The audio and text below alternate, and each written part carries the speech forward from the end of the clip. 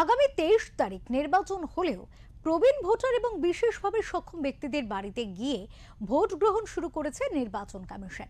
যেসব ভোটাররা নির্বাচন কমিশনের কাছে বাড়িতে ভোট দেওয়ার আবেদন করেছিলেন তাদের জন্য এই ভোট গ্রহণ ব্যবস্থা করা হয়।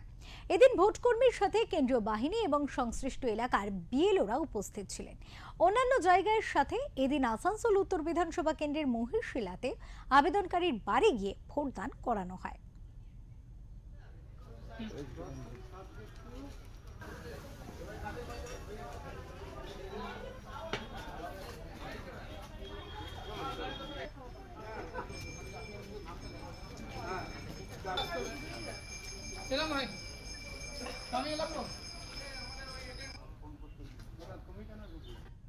ওনারা আমাকে বলল যে আপনার যেখানে ইচ্ছা, এতগুলো চিহ্ন আছে, এবার আপনার যেখানে ইচ্ছা আপনি সেখানে ভোটটা দিন।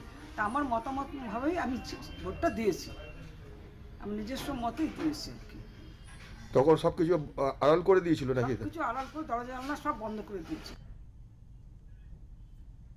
রয়েছে রাজনৈতিক ময়দানের লড়াইয়ের আরো খবর, তবে এখন নিয়ে নেব ছোট্ট আরো একটা বিরতি। চোখ রাখবো বিরতির পরে।